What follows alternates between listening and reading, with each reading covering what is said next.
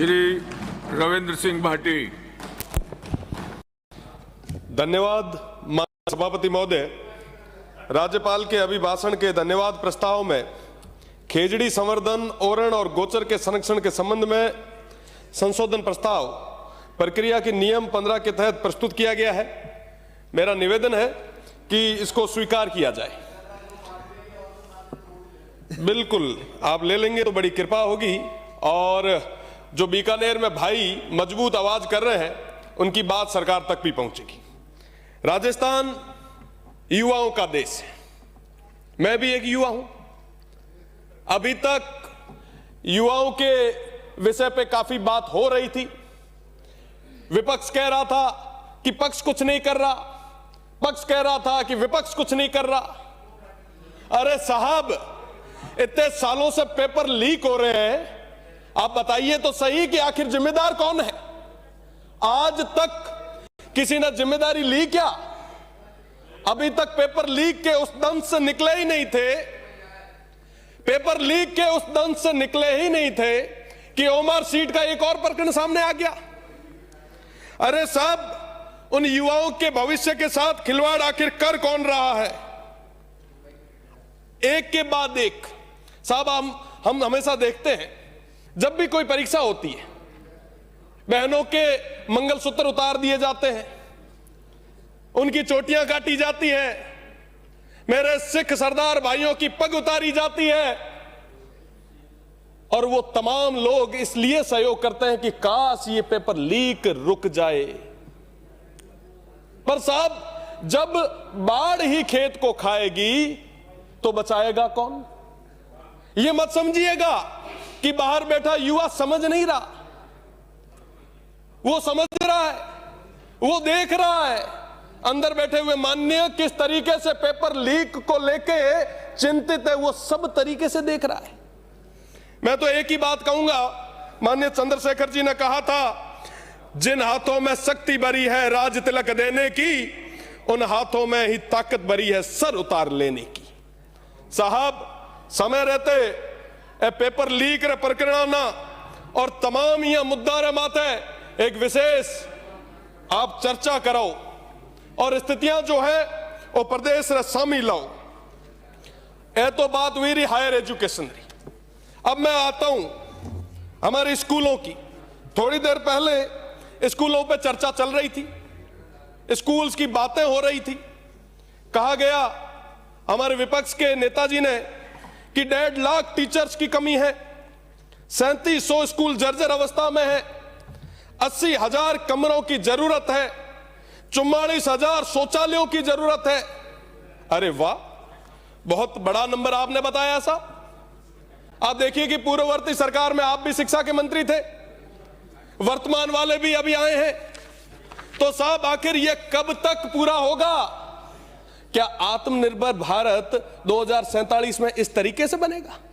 आज एक प्रतिष्ठित अखबार में एक खबर छपी।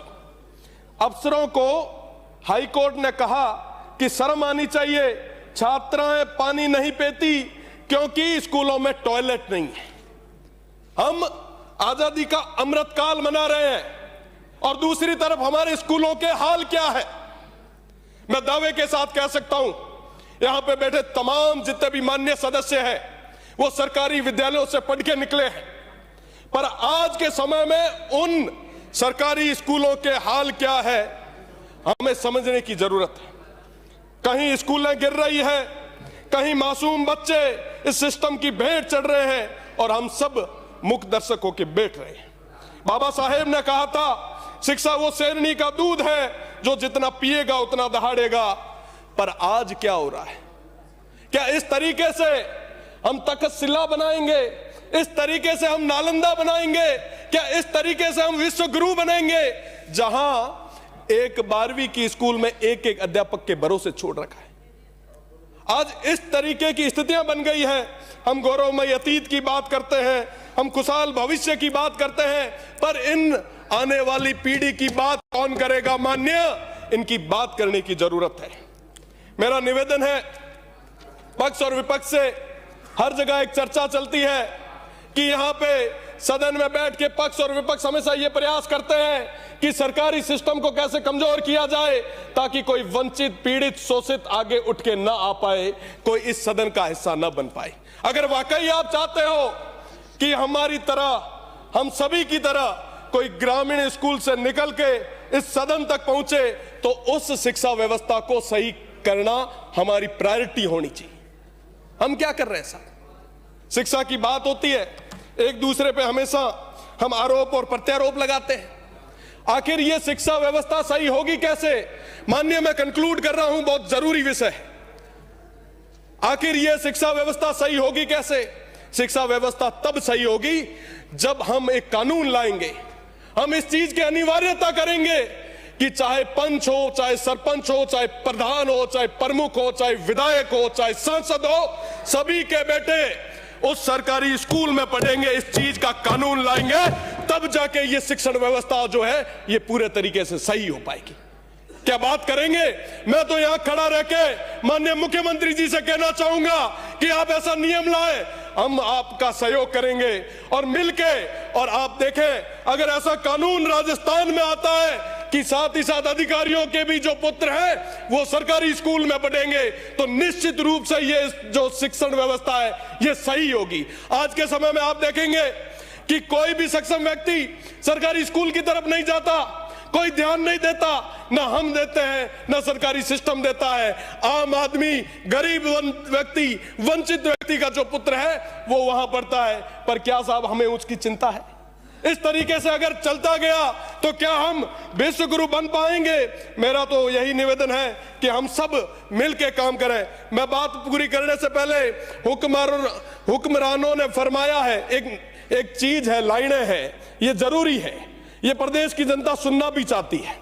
हुक्मरानों ने फरमाया है कि नारों से बदलता है जमाना, सियासतदार कहते हैं सियासतें बदले तो बदलता है जमाना, लेकिन मिजाज है जहां बदलने की इतना कुछ काफी नहीं होता, बदलने वाला खुद बदले तो बदलता है जमाना। मुझे लगता है कि ऐसे कानून की जरूरत है। हम सब मिलके, पक्ष और विपक्ष मिलके इस प्रदेश के लिए ऐसा कानून लाए और हमारे यहाँ की शिक्षण व्यवस्था को, युवाओं के भविष्य को, इनकी नींव को मजबूत करें। मैं बहुत बहुत धन्यवाद देना चाहूंगा। श्रीमती शोभा रानी कुशवाहा।